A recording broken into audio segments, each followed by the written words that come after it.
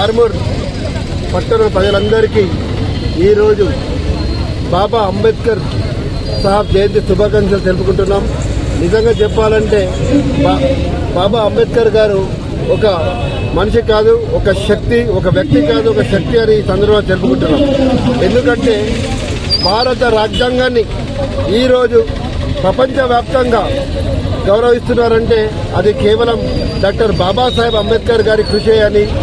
నిజంగా చెప్పాలంటే ఆ రాజ్యాంగం ఒక రాజ్యాంగం కాదు, అదొక గ్రంథం అని ఈ సందర్భంగా చెప్తున్నాను. సకల జనుల గ్రంథం. ఈరోజు ఒక బైబిల్, ఒక ఖురాన్, ఒక భగవద్గీత కలిస్తే అదొక మతపరమైన గ్రంథం ఎలాగుంటుందో అన్ని మతాలకు అదొక గ్రంథంగా ఈరోజు మనము దాన్ని గౌరవించాలని సందర్భంగా తెలుపుకుంటున్నాం.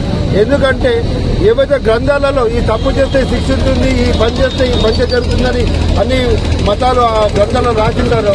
అలాగే బాబాసాహెబ్ అంబేద్కర్ గారు కూడా అది ఎక్కడో జరిగే శిక్షలని, ఇక్కడ ఈ తప్పు చేస్తే మీకు శిక్ష పడుతుంది, ఇక్కడ ఈ పని చేస్తే మీకు మంచి జరుగుతుందని గ్రంథాలు రాశారు. కాబట్టి ఈ రాజ్యాంగం ఒక సకల జన గ్రంథం అని ఈ సందర్భంగా తెలుపుకుంటూ ఇంతటి మహానుభావుడికి భారత రత్న అవార్డు సరిపోకుండా ప్రపంచ రత్న అవార్డు ఇవ్వాలని ఈ సందర్భంగా తెలుపుకుంటూ మరొకసారి దళితులకు, బీసీలకు, ఎస్సీలకు, మైనార్టీలకు, భారతదేశ ప్రజలందరికీ డాక్టర్ అంబేద్కర్ గారి జయంతి సందర్భంగా తెలుపుకుంటారు. ఆర్మూర్ పట్టణ ప్రజలందరికీ ఈరోజు బాబాసాహెబ్ అంబేద్కర్ గారి 134వ జయంతి సందర్భంగా అందరికీ శుభాకాంక్షలు తెలియజేస్తూ ఈరోజు కాంగ్రెస్ పార్టీ ఆధ్వర్యంలో, పట్టణ శాఖ ఆధ్వర్యంలో బాబాసాహెబ్ అంబేద్కర్ గారికి పూలమాలలు వేసి నివాళులు అర్పించడం జరిగింది. అదేవిధంగా బాబాసాహెబ్ అంబేద్కర్ గారు మన రాజ్యాంగాన్ని రచించి ఈరోజు భారతదేశానికి ఒక దిక్సూచిని చూపెట్టిన వ్యక్తి అంబేద్కర్ గారు ఏదైతే ఆ రాజ్యాంగం ప్రకారమే ఈరోజు మన ముఖ్యమంత్రి రేవంత్ రెడ్డి గారు ఎస్సీ, బీసీ, మైనార్టీ కులగణన చేసి ఎవరికి ఎంత పర్సెంటేజ్ అనే నిర్ణయాన్ని ప్రకటించింది కాంగ్రెస్ పార్టీ. అది ఏ విధంగా జరిగిందంటే అంబేద్కర్ గారు ఏదైతే ఆశయాలు ఉండేనో, అంబేద్కర్ గారి సూచనలు, అంబేద్కర్ గారు ఏదైతే రాజ్యాంగం రచించిందో దాని ప్రకారంగానే ఇటువంటి నిర్ణయాలు తీసుకోవడం జరుగుతుంది. కాబట్టి భారతదేశానికి ఒక ప్రముఖమైన వ్యక్తి మన అంబేద్కర్ గారు చేసినటువంటి కార్యక్రమాలు బడుగు బలహీన వర్గాలు ఎప్పుడు అభివృద్ధి చెందుతారో భారతదేశం అభివృద్ధి చెందినట్టే లెక్క అని ఆయన చెప్పిన వ్యక్తి, మహోన్నతమైన వ్యక్తి. ఈరోజు పట్టణంలో చాలా మంది వచ్చి మనం ఈరోజు నివాళులు అర్పిస్తున్నారంటే మనం ఆలోచన చేయొచ్చు.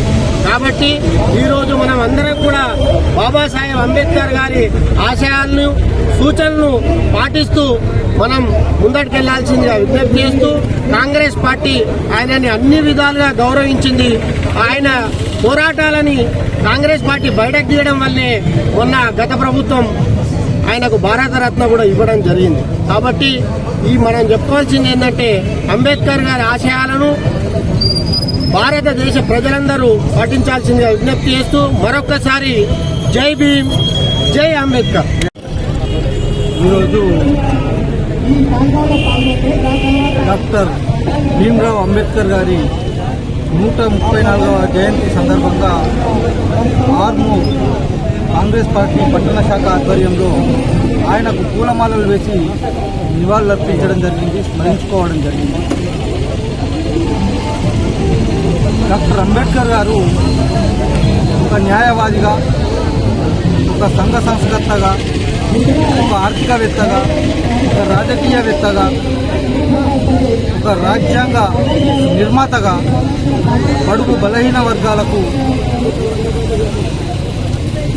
ఆయన చేసినటువంటి సేవలు ఈరోజు భారతదేశ ప్రజలందరూ స్మరించుకుంటున్నారు.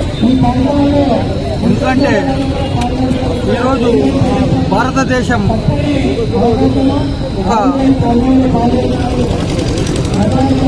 లౌకిక రాజ్యాంగ కానివ్వండి, ఒక భారతదేశంలో అభివృద్ధి దేశాల కంటే పోటీలో ముందుండి ఈరోజు ఉంది అని అంటే అది దాని వెనుక అంబేద్కర్ గారి కృషి ఎంతో ఉంది. అంబేద్కర్ గారు ఒక దళితులకు లేదంటే ఒక మతాలకు కాదు, ఆయన అన్ని కులాలకు, మతాలకు సమన్యాయం దక్కేలా వారికి సర్వసత్తాక సార్వభౌమాధికారం దక్కేలాగా ఆయన రచించిన రాజ్యాంగం ఈరోజు దేశ ప్రజలందరికీ ఒక వరంలా పనిచేస్తూ ఉన్నది. ఈరోజు దేశ ప్రజలందరూ కూడా టోటల్ భారత ప్రజలందరూ అంబేద్కర్ గారిని స్మరించుకుంటున్నారు.